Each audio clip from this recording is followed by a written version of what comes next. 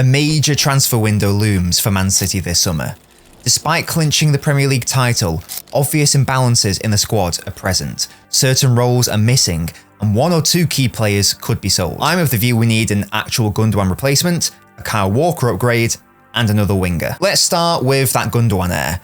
What we need here is a midfielder who is comfortable as both an 8 and a 6, someone who will play primarily in a box-to-box role, but can also step in as a defensive midfielder for Rodri. They must complement Rodri perfectly and mitigate his weaknesses. They should also be proficient in progressing the ball, crashing the box, and being a late goal threat. And given that we're no longer linked with Paquetá, this player also needs to be a good big space creator. Gundogan excelled in all these areas and more. In not properly replacing him, City's midfield across this season has been imbalanced. Rodri has been left isolated and with too much offensive burden. City's rest defence has been fragile. Kimmich and João Neves fit many of these parameters, but I don't think Kimmich would necessarily cover for Rodri's weaknesses well enough. Whilst Neves could become a world-class player, I don't know if I'm yet convinced by his offensive contributions and goal threats. My ideal player for this position is Bruno Guimaraes. I think he's as close to Gundogan as we're going to get. Defending, progressing the ball or contributing to goal scoring, Bruno is an all-phase midfielder who I think would partner Rodri to perfection. In the Premier League this season, Bruno has covered more distance than any other player, and has won more duels than any other player. A reminder that Rodri's biggest weaknesses are duel winning and covering distance in transition. Positionally at Newcastle, Guimaraes plays as a 6-8 hybrid, effective in both deeper and advanced roles. In addition to his excellent defensive work rate and duel winning, Bruno has also forced more high turnovers and won possession more than any other player in the Premier League. He's in the top 8% for midfielders in respect of goal creating actions from a defensive action. So if City decide to engage in a high press, this will be a hugely beneficial weapon. He's also a brilliant progressor of the ball, particularly from deep. Guimaraes isn't daunted at the prospect of dropping to receive the ball under pressure, nor is he a stranger to dribbling in tight spaces to beat an opposition press. His decision-making in those potentially high-risk phases of the game is fantastic, and that's exemplified by his successful take-on numbers. He doesn't panic, doesn't seek to rush the play unless appropriate. His understanding of tempo and release is a quality Guardiola would adore. One of the main reasons I wanted Paquetá was for his long space chance creation. Obviously that deal is no longer happening, but the great thing about Guimaraes is that he's also fantastic in this facet of the game. He is one of the best players in the league in respect of volume of through balls. His ability to break the lines and play make from deeper zones is exactly what City need in this position. In fact, Guimaraes has some of the best expected assist numbers of midfielders in the Premier League this season, just slightly behind Phil Foden. Bruno also possesses that instinctive Gundogan box crashing gene, knowing when to arrive late into the penalty area to latch onto crosses and potential second balls. As a goal scorer and creator this season, he's been one of Newcastle's best players. He's even got a decent long shot on him. Again, this is a midfielder who can do basically everything. Link the attack to the defense, progress the ball, create and score, win duels, navigate tight spaces with intricate passing, break the lines for through balls, and provide City with solidity in respect of rest defense. For me, there is no better option out there outside of re-signing Gundogan. In terms of where Bruno would fit in exactly for City, when out of possession, he can play as a double pivot midfielder, either alongside or instead of Rodri. In possession, if the Stones system is used, he can push up and occupy the same zones Gundogan once occupied. If the false winger system is used, he can either stay deep alongside Rodri and link defence with attack, or advance and be given more creative freedom alongside one of Foden or De Bruyne. That versatility is key in a Guardiola system. Signing Bruno would solve basically all of the midfield issues City have experienced this season. Think of how good Kovacic was towards the end of the season especially. Guimaraes is basically an improved version of Kovacic with a wider creative range and threat in the final third. In my opinion, this signing is of the utmost priority for City. He immediately improves the starting 11. Probably wouldn't require too much time to adapt due to his tactical intelligence and pre-existing skill set. And at 26 years of age, his best years are ahead of him. There's no doubt he improves as a player under Guardiola. Allegedly, there is a £100 million release clause in Guimaraes' contract. Expensive? Of course. Overpriced? Possibly. But worth it to City?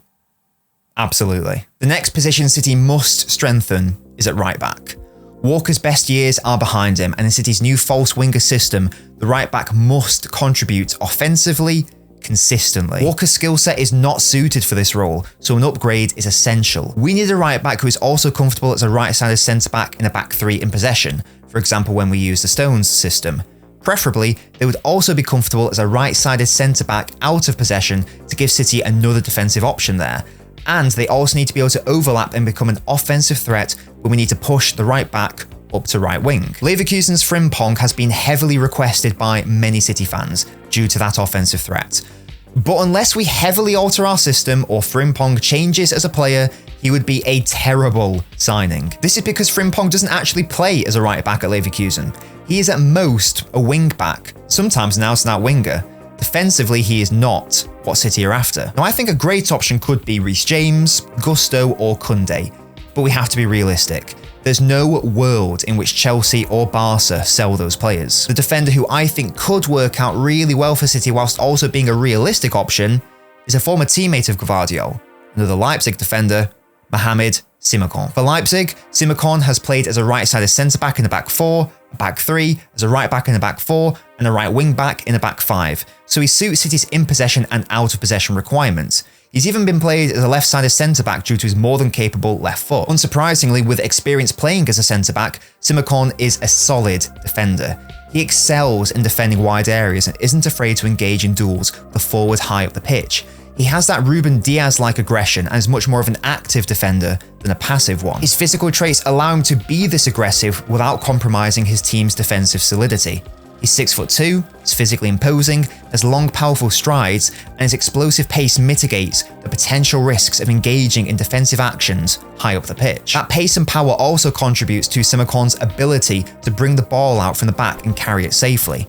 Once in his full running motion, it's extremely difficult to stop him from progressing the ball. Defensively, this is a great fit for City. He's good in the air, so should be able to deal with the inevitable crosses the City face on a regular basis, and poses a goal threat from set pieces.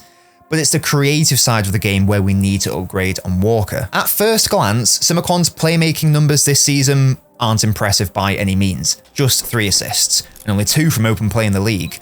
But we have to appreciate that he's played the majority of his minutes this season as a centre-back. When used as a right-back or right wing-back, and when allowed to get high up the pitch, Simakan has put in some impressive performances. In the 10 league games he played on the right, he generated an open play expected assist total of 1.81 and provided 2 open play assists. If we extrapolate that across an entire league season and allow for, say, 30 games, that equates to 6 open play assists. The only defender to get more open play assists than that in the Premier League this season was Vladimir Coufal. Coupled with his superior crossing ability compared to Walker, this would add another dimension to City's offense. He's not as technically assured as a Guardiola or Stones, but he's comfortable playing his way out of trouble, and his penetrative passing can be fantastic. Despite playing as a centre-back for most of the season, he ranks in the top 8% for through balls when compared to fullbacks across Europe. Simakan offers versatility, defensive solidity, offensive utility, and is only 24. With the right coaching at City, I think he could become one of the best hybrid defenders in the world. Apparently, he has a release clause of around 70 million euros.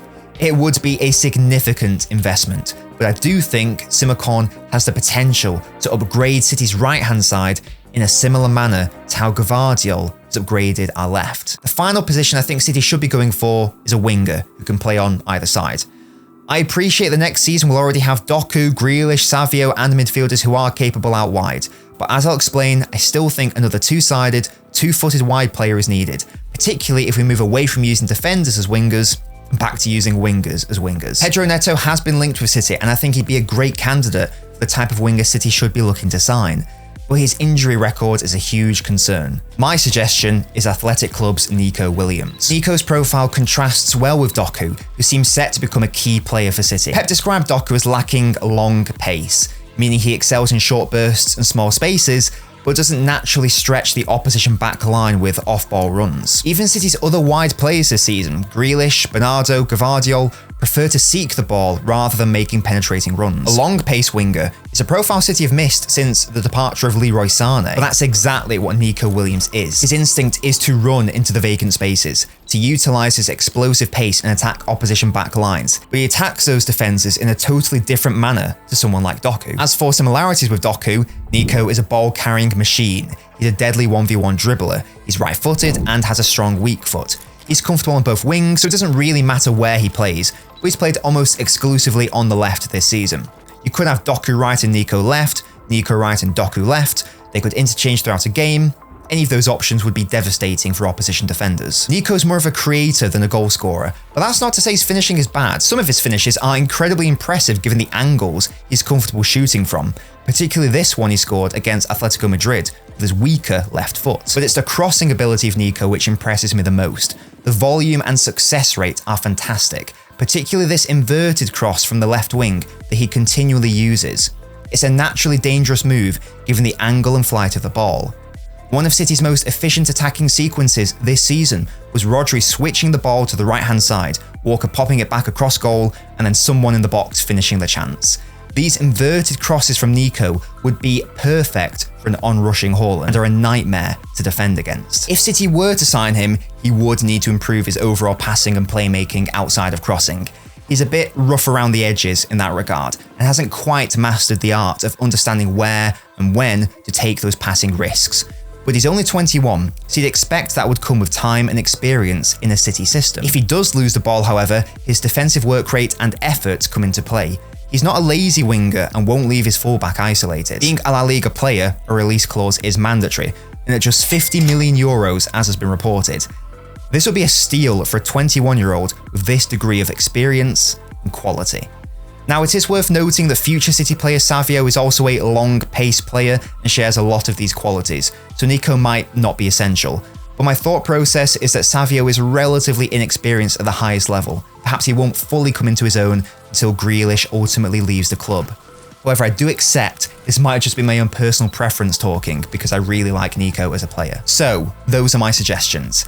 If City signed those 3 players or players of a similar quality and profile, I'd be extremely confident in saying the City will win the Premier League again next season. But if you could sign 3 realistic players for City, who would they be? Let me know in the comments. Nico Williams might be the riskiest pick of the 3, but I do think he could complement Doku perfectly, a player who I did a deep dive analysis on when he was first announced at City. If you want to learn why we should be so excited by second season Doku, give it a watch here.